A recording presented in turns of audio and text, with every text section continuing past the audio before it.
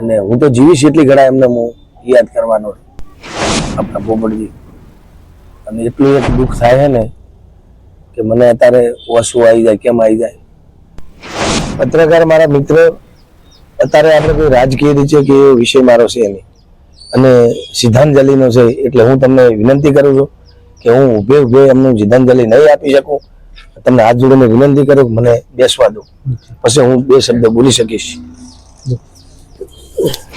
ખોટ તો પડી છે ને એની કોઈ સીમા જ નથી. અને મને હે ભગવાન, હે મારી નાગણી સીમા, એમના આત્માને શાંતિ આલજો. એનો અવાજ એટલે મને હવે કોઈ ઉઠતો નથી ને. એ પહેલી કેસેટ અમે એમની ચડાવતા, ગીત સાંભળજો તમને ઓહો આવી જાય, ઓહો. જિંદગી ભર કોઈ એમને ભૂલે એમ તો છે જ નહીં. દુઃખ તો બહુ છે મને, દુઃખની તો સીમા છોડી મેલો તમે. મારી વાત નમસ્કાર દર્શકો, સ્વાગત છે તમારું. હું દેવરાજ ઠાકોર આપનું સ્વાગત કરું છું. અને આજે વાત કરવી છે કે બનાસકાંઠા જિલ્લામાં જે એક ટહુકતો મોરલો કહી શકાય તેવા એક લોકગાયક પોપટજી ઠાકોરનો જે થોડા સમય પહેલા જે દુઃખદ અવસાન થયું, તેમને હાર્ટ એટેક આવવાના કારણે દુઃખદ અવસાન થયું હતું. અને ત્યારબાદ આજે તેઓનો બેસણો છે. અને કહેવાય છે કે જે ઓડિયો કેસેટનો સમય હતો તે દરમિયાનથી તેઓના ગીત ઘણા બધા હિટ થયેલા છે. અને તેઓ પણ જે કલાકારની લાઈન છે, લોકગાયકની લાઈન છે, એમાં અંદાજે 30 વર્ષથી પણ વધુ સમયથી તેઓ જોડાયેલા હતા. અને ત્યારે આપણી સાથે દરબાર સમાજના આગેવાન હુકમસિંહ રાઠોડ, જેઓમાં અત્યારે પણ તેઓએ મને કીધું કે પોપટજી ઠાકોર જે તેઓનું દુઃખદ અવસાન થયું છે, મારા મિત્ર હતા અને તેઓને પણ મને પણ ખૂબ એ જાણીને દુઃખ થયું છે. ત્યારે અત્યારે આપણી સાથે હુકમસિંહ રાઠોડ છે. જે હુકમસિંહ, પહેલા તો સ્વાગત છે. પત્રકાર મારા મિત્ર, અત્યારે આપણે કોઈ રાજકીય રીતે કે વિષય મારો છે નહીં અને શ્રદ્ધાંજલિનો છે, એટલે હું તમને વિનંતી કરું છું કે હું ઉભે એમનું શ્રદ્ધાંજલિ નહીં આપી શકું. તમને હાથ જોડીને વિનંતી કરું કે મને બેસવા દો, પછી હું બે શબ્દ બોલી શકીશ. શું કહેશો પોપટજી ઠાકોરજી જેઓનું અવસાન થયું છે? બનાસકાંઠાની અંદર બે કલાકારો હતા ગુજરાતની અંદર. બનાસકાંઠાની અંદર પોપટજી, જાણે હું ટેક્સી ચલાવતો ને તાણે પેલી કેસેટો આવતી, એમનો કોયલ જેવી એક અવાજ. પહેલા નંબરમાં મણિરાજ બારોટ ને બીજા નંબરમાં આપણા પોપટજી. અને એટલું એક દુઃખ થાય છે ને કે મને અત્યારે વસુ આવી જાય, કેમ આવી જાય. કે નાના ઘરનો એક માણસ, અત્યારે એમના પરિવાર અને અત્યારે આખું ઠાકોર સમાજ નહીં, ઠાકોર સમાજને તો ખોટ પડી છે, પણ ઇતર કુંભજી બનાસકાંઠાની અંદર, ગુજરાતની અંદર જે એમને ગીતો વાપર્યા છે અત્યારે આપણે એમને યાદ કરવા પડે છે. અને હું તો જીવીશ એટલી ઘડા એમને હું યાદ કરવાનો. કેમ કે પહેલું તો પોપટજીને એક હું કોંગ્રેસનો આગેવાન છું અને દરબાર સમાજનો માંથી આવું છું. એમને ભગવાનને એવી પ્રાર્થના કરીશ અને રોમને એવી પ્રાર્થના કરીશ કે એમના આત્માને શાંતિ આપજો અને એને એમના પરિવારને હું તો ભગવાન શક્તિ આપજો. એમના બાળ બચ્ચા, એમના છોકરા, એમના ભાઈઓ, એમના ફેમિલી, ભગવાનને એવી પ્રાર્થના કરું છું કે એમને શક્તિ આપજો. ખોટ તો પડી છે ને એની કોઈ સીમા જ નથી.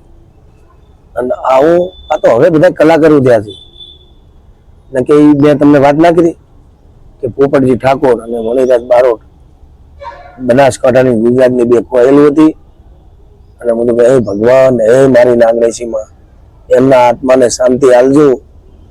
અને ઠાકોર સમાજને એક મોટામાં મોટી ખોટ, ઇતર સમાજને પણ મોટામાં મોટી આત્માને શાંતિ આલજો એવી ભગવાન પાસે પ્રાર્થના કરું.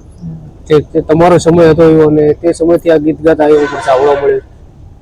જાણે અમારો સમય હતો ને જાણે એમના કોઈ કોંકરેજમાં એમનો ડાયરો હોય, થરાદમાં હોય, કોતરવાડામાં હોય, ભાભર તાલુકામાં હોય, આ હોય.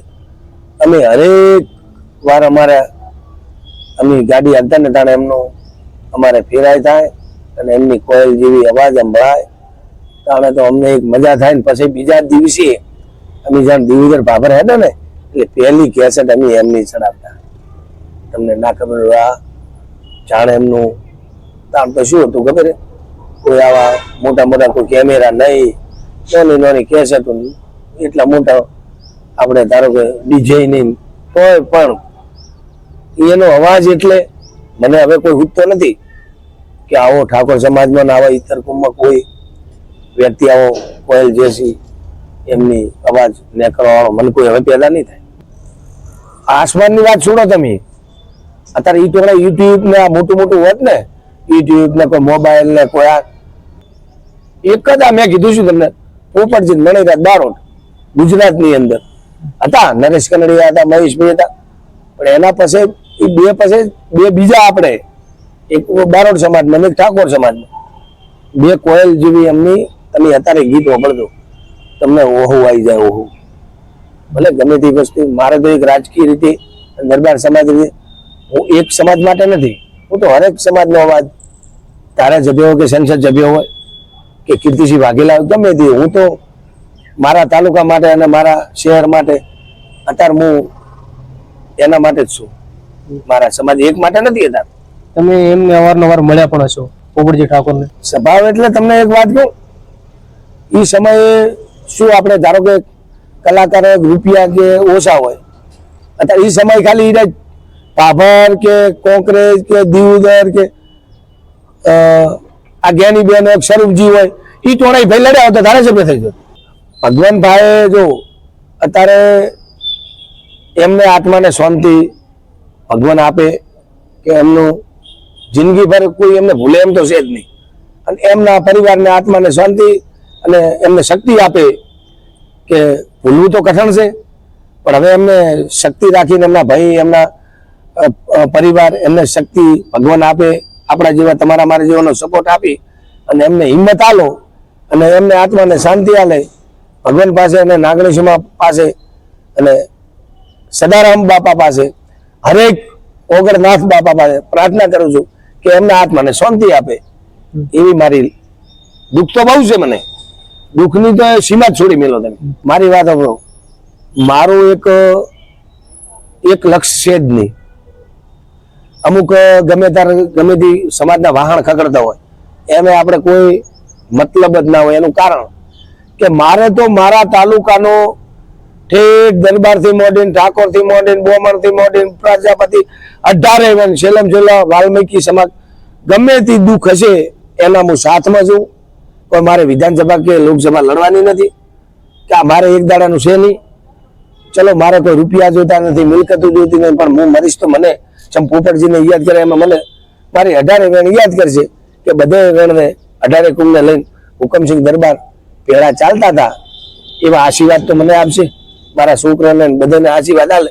એ મારે રૂપિયા છે ને મારે મિલકત છે, એ હું ધારાસભ્ય છું, એ હું સંસદ સભ્ય છું, એ નગરપાલિકાનો પ્રમુખ છું, એટલું મારા માટે ઘણું છે.